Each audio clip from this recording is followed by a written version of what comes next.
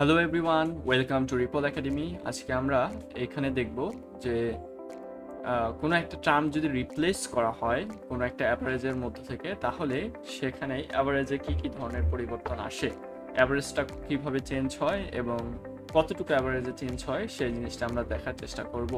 So আমরা একটা practical example করার চেষ্টা করি, তারপরে আমরা প্রশ্নটা সমাধান করার চেষ্টা করব। সো প্রথমে এটা যেখানে বলছে, imagine a classroom where the average score of 5 student is 40. However, it was discovered that a student's score were incorrectly recorded as 35, but it should have been 45. What would be the new average? সেখানে বলছে 5 জনের average হচ্ছে 40 করে, কিন্তু আমি যখন 5 জনের average করছি, একজন স্টুডেন্টের যেটা হচ্ছে ওয়েট হচ্ছে যেটা কিনা হচ্ছে আমার, বা স্কোর হচ্ছে যেটা কিনা 45, আমি সেটা ভুলে লিখে ফেলছি 35। তাহলে নতুন অ্যাভারেজটা কত হবে সেটার কোশ্চেনটা আমার কাছে করছে। এখন দেখি যে আমি ভুল করার পূর্বে, অর্থাৎ ভুল করার সময় যে আমার জন্য এভারেজটা বের হয়েছিল সেটা মোট স্কোর কত। সো 5 ইন্টু 40, মোট স্কোর হচ্ছে আমার 200। এখন দেখো 200-র মধ্যে ইনক্লুড কে 35 না, তাই না? এখন এই 35টাকে যদি আমি বাদ দিয়ে দিই, তাহলে কি আমার রংটা চলে গেল, এবং হচ্ছে আমার যে অরিজিনাল স্কোর, যেটা ভালো স্কোর, সেটা হচ্ছে আমার 45। সেটা যদি অ্যাড করে দেই, তাহলে এইটা হচ্ছে আমার Real value, Real number. So সবগুলোর যোগফল হচ্ছে 210। এটা হচ্ছে রিয়াল নাম্বার বা রিয়াল যোগফল। এটাকে যদি এখন আমি নাম্বার অফ স্টুডেন্ট 5 দিয়ে ভাগ করি, তাহলে আমরা পাইতেছি 42, যেটা কিনা হচ্ছে আমার নিউ অ্যাভারেজ। সো আমরা এখানে একটা ফর্মুলা তৈরি করতে পারি, যার মাধ্যমে অন্য ধরনের ম্যাথগুলো আমরা খুব সহজে সমাধান করতে পারি। ফর্মুলাটা কি হচ্ছে? ফর্মুলাটাকে আমরা বলতে পারি x equal to I minus O by n. এক্স মানে হচ্ছে কতটুকু পরিবর্তন হয়েছে, আই মানে হচ্ছে নতুন টার্ম, ও মানে হচ্ছে পুরাতন টার্ম, আর এন মানে হচ্ছে নাম্বার অফ স্টুডেন্ট। সো এখানে পরিবর্তন হয়েছে কত, দেখো আগে ছিল 40, এখন হয়েছে 42, তাহলে এক্স্যাক্টলি পরিবর্তন হয়েছে 2 বা 2 বাড়ছে। সো শুধুমাত্র এতটুকু বের করার জন্য আমরা কিভাবে বের করতাম? সো এক্স এর জায়গায় যদি আমি এক্স রাখি, আই মানে হচ্ছে নতুন টার্ম, সো পুরাতন টার্ম হচ্ছে 35, যেটা ভুল, 35 হচ্ছে পুরান টার্ম আর আই হচ্ছে নতুন টার্ম, 45 হচ্ছে নতুন টার্ম। সো 45 মাইনাস 35 ভাগ নাম্বার অফ স্টুডেন্ট হচ্ছে 5, সো 10/5 ইকুয়াল টু কত? 2। তাহলে অ্যাভারেজে চেঞ্জ হয়েছে কতটুকু? 2। সো যখন আমাকে বের করতে বলবে যে অ্যাভারেজে কতটুকু চেঞ্জ হয়েছে, তখন 2।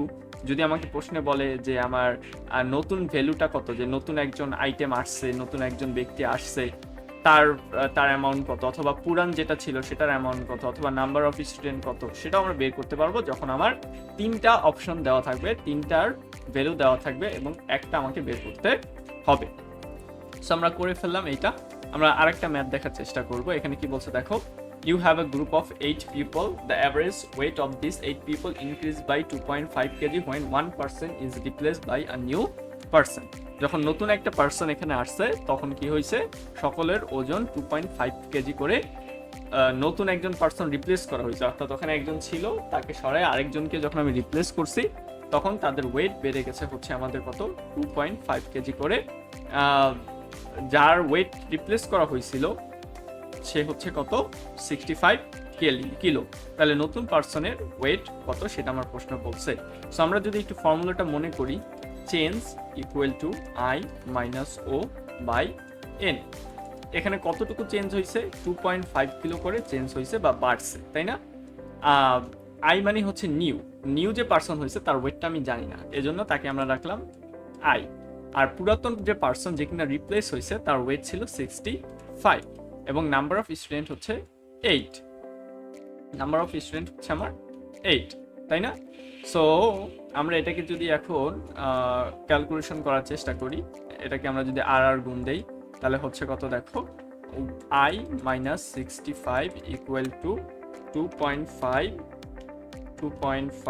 Into R, 2.5 into R, 2.5 into R হবে আই মাইনাস 65 ইকুয়াল টু, এখানে হচ্ছে আমার 20, অথবা I equal to 20 plus 65 equal two 85। তাহলে নতুন যে পার্সন আসছে তার ওয়েট হচ্ছে 85।